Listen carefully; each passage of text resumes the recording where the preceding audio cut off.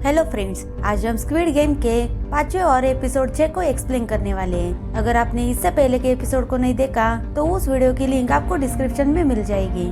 अगर आप नए हो तो हमारे चैनल को सब्सक्राइब जरूर करें। 5वें एपिसोड में हम देखते हैं कि सोंगयुंग के कहने पर उसकी टीम विरोधी टीम को गिरा देती है और मौका देखकर सोंगयुंग की टीम रस्सी को जोर से खींचने लगती है और विरोधी टीम को हरा देते हैं। विरोधी टीम नीचे गिरकर मारे जाते हैं और उन्हें एलिमिनेट किया जाता है। अब तीसरे खेल के बाद 40 प्लेयर बच जाते हैं। तभी अनाउंसमेंट होती है कि 30 मिनट में लाइट बंद होने वाली है और सभी को सोने की तैयारी करने के लिए कहते हैं। तभी सोंगयुन अपनी टीम को कहता है कि हो सकता है कि लाइट ऑफ होने के बाद फिर से झगड़ा शुरू हो जाएगा और हम सबको तैयार रहना होगा, इसलिए वो एक दीवार बनाना शुरू करते हैं। तभी डॉक्सो आकर सोंगयुन को कहता है कि तुम्हें क्या लगता है कि ये तुम्हारी कमजोर दीवार तुम्हें मुझसे बचा सकती है? लेकिन सोंगयुन उसे कहता है कि तुझे क्या लगता है कि तू जिंदा रहेगा, क्योंकि तुम्हारी टीम में तुझसे भी ज्यादा क्रिमिनल होंगे और उनके हाथों से ही तुम्हारी मौत होगी। अगर मैं उनमें से एक होता ना तो बत्ती गुल होते ही मैं तुम्हारा काम तमाम करता। इससे डॉक्सो थोड़ा घबरा जाता है और वो अपनी टीम को कहता है कि आज रात कोई झगड़ा नहीं होगा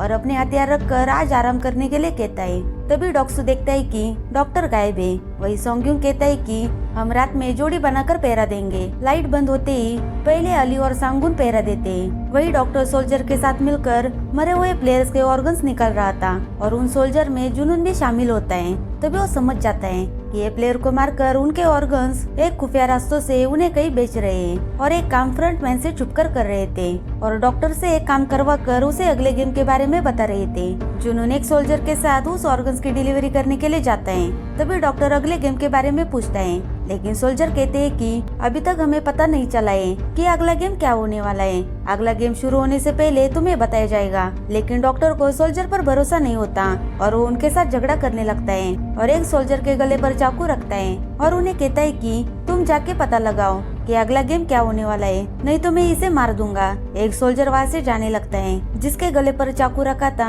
वो सोल्जर दूसरे सोल्जर को कहता है कि कंट्रोल रूम की चाबी मेरे जेब में है, तुम जेब में से चाबी निकाल कर लेके जाओ। लेकिन डॉक्टर कहता है कि कोई चालाकी करने की कोई जरूरत नहीं है। वो सोल्जर कहता है कि मैं कोई चालाकी नहीं कर रहा हूँ, अगर तुम्हें भरोसा नहीं है तो तुम खुद वो चाबी निकाल कर उसे दे दो। जब डॉक्टर चाबी निकालने जाता है तब सोल्जर उस पर हमला करता है, लेकिन डॉक्टर उस सोल्जर को चाकू से वार करके मार देता है और वहाँ से भाग जाता है। वही जुनून और एक सोल्जर ऑर्गन्स की डिलीवरी करने के लिए खुफिया रास्ते से जा रहे थे। तभी सोल्जर को उस पर शक होने लगता है और उसे अपना मास्क उतारने के लिए कहता है। जुनून अपना मास्क उतार कर उस सोल्जर को गन पॉइंट पर लेता है और उसको अपना चेहरा दिखाने के लिए कहता है और उसे जान से मार देता है। वही डॉक्टर भागते हुए गेम हॉल में पहुंच जाता है। तभी एक सोल्जर आकर उसे कहता है कि हम अभी भी सब ठीक कर सकते हैं और तुम शांत हो जाओ, हमें तुम्हें नहीं मार सकते। मैं बॉडी को भट्टी में डालकर जलाता हूँ और जिसको तुमने मार दिया मैं उसे भी ठिकाने लगा सकता हूँ। किसी प्लेयर का गायब होना मुसीबत ला सकता है, लेकिन हमारा गायब होना उससे कोई फर्क नहीं पड़ता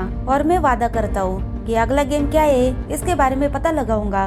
लेकिन तुमने अभी कुछ गड़बड़ की तो हम दोनों ही पकड़े जाएंगे। और डॉक्टर कहता है कि तुम जैसे कमीने पर मैं कैसे भरोसा करूं। तभी वो सोल्जर अपनी गन नीचे रखकर अपना चेहरा उसे दिखाता है और कहता है कि मैं भी तुम्हारे जैसा एक इंसान हूँ और सोने का वक्त खत्म होने से पहले तुम्हें चुपचाप यहाँ से जाना होगा, नहीं तो हम दोनों मारे जाएंगे। लेकिन तभी फ्रंटमैन वहाँ पर आकर वो सोल्जर को गोली मार देता है और उसे कहता है कि चाहे तुम डेड बॉडीज के पार्ट बेचो या उसके साथ कुछ भी करो, लेकिन तुमने इस जगह का कानून तोड़ा है और उसे जान से मार देता है। उसके सोल्जर डॉक्टर को भी मार देते हैं और उसे एलिमिनेट करते हैं। वही जुनून अपने भाई की जानकारी निकलने के लिए चुपके से फ्रंटमैन के कमरे में घुस जाता है और सभी प्लेयर की फाइल चेक करने लगता है। वही दूसरी तरफ फ्रंटमैन को पता चल जाता है कि 29 नंबर का सोल्जर गायब है और वही घुसपैठी है। वो अपने सभी सोल्जर को उसे ढूंढने के लिए कहता है। तभी सायरन बजने लगता है और सभी प्लेयर को उठाकर लाइन में खड़े होने के लिए कहा जाता है। वही जुनून को पता चलता है कि ये गेम 30 सालों से चल रहा है और वो 2015 की फाइल देखता है। तब उसे पता चलता है कि प्लेयर नंबर 132 उसका भाई था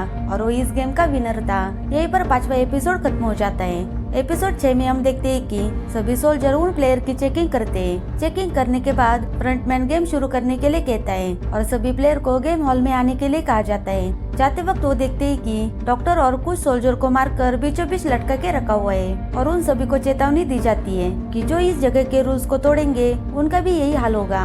यहाँ पर सभी प्लेयर्स और सोल्जर बराबर है। वही जुनून सभी फाइल की फोटो खींचने लगता है ताकि वो सबूत के तौर पर उसे इस्तेमाल करे। उसके बाद सभी प्लेयर गेम हॉल में आ जाते हैं, लेकिन डॉक्टर मर चुका था, इसलिए डॉक्सू की टीम परेशान हो जाती है क्योंकि डॉक्टर उनको अगले गेम के बारे में बता देता था।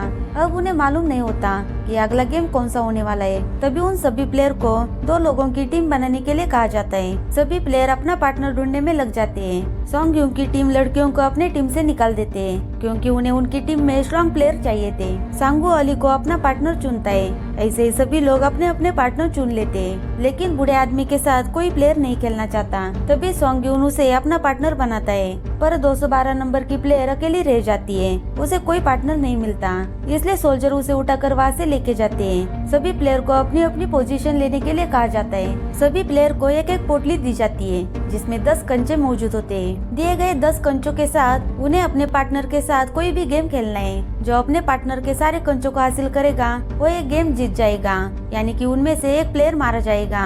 इससे सभी प्लेयर घबरा जाते हैं क्योंकि सभी लोग अपने पार्टनर को खोना नहीं चाहते। अब गेम शुरू कर दिया जाता है। अली को ये गेम खेलना नहीं आता था, लेकिन इसके बावजूद वो सांगू को बार बार हराता था। बूढ़ा आदमी काफी डर जाता है और अब वो अपने घर जाना चाहता था और वो रोने लगता है। सॉन्ग उसे समझाने की कोशिश करता है। काफी समझाने के बाद वो एक गेम खेलने के लिए तैयार हो जाता है। वही सीबी हॉक अपने पार्टनर को उसकी कहानी बताती है। सांगू के पास एक कंचा बच जाता है और वो काफी डर जाता है। इस वजह से वो अली को एक प्लान बताता है और कहता है कि हम दोनों भी इस गेम को जीत सकते हैं, इसलिए हमें देखना होगा कि हमारी विरोधी टीम कौन सी है। हमें ढूंढना होगा कि कौन सी टीम में कोई भी विनर नहीं है। हमारे पास ज्यादा वक्त नहीं है, इसलिए अलग होकर हम देखते हैं कि दूसरी टीम क्या कर रही है। जो प्लेयर खेल रहे हैं उनमें से ऐसे ढूंढो जिनकी उम्र कम और जो बहुत बूढ़े हो। सांगू अली को दूसरी तरफ भेज देता है। जाते वक्त वो अली से उसकी पोटली लेता है और कहता है कि मैं इसे सेफ जगह पर रखूंगा क्योंकि आखिरी समय में सबका दिमाग खराब हो जाएगा और यहाँ पर क्या क्या होगा ये हम नहीं जानते, और अगर तुमसे पोटली कहीं खो गई तो हम दोनों मारे जाएंगे, इसलिए मैं इसे सेफ रखने का तरीका ढूंढ लेता हूँ। अली भी अपनी पोटली उसे दे देता है। वही डॉक्सू अपने पार्टनर को हरा देता है और उसे गोली मारकर एलिमिनेट किया जाता है। सांगू अली के पोटली को उसके गले में बांध देता है। अली सांगू के कहने पर दूसरे प्लेयर पर नजर रखने के लिए चला जाता है। तभी सांगू अपनी पोटली को देखता है। तब पता चलता है कि सांगू ने अपनी पोटली अली के पोटली के साथ बदल दी है और अपनी पोटली अली के गले में बांध दी थी, और वो अली की पोटली सोल्जर को दिखाकर एक गेम जीत जाता है। वही सीबीओ को जिताने के लिए उसकी पार्टनर जानबूझकर हार जाती है क्योंकि बाहर उसका अपना कोई परिवार नहीं था, पर सीबीओ का भाई अनाथ आश्रम में सीबीओ का इंतजार कर रहा है कि मेरी बहन आकर मुझे यहाँ से लेकर जाएगी, इसलिए उसकी पार्टनर एलिमिनेट हो जाती है। वहीं पर अली सांगू को ढूंढ रहा था। जब सांगू उसे नजर नहीं आता तब वो अपनी पोटली खोलकर देखता है और सोल्जर अली को एलिमिनेट कर देते हैं। अब टाइम खत्म होने वाला था। बूढ़े आदमी के पास एक कंचा बाकी होता है। वो अपना आखिरी कंचा सॉन्ग यूंग को दे देता है और उसे जिता देता है। सोल्जर उस बूढ़े आदमी को मारकर एलिमिनेट कर देता है। इसी के साथ ये एपिसोड खत्म हो जाता है। Thank you for watching.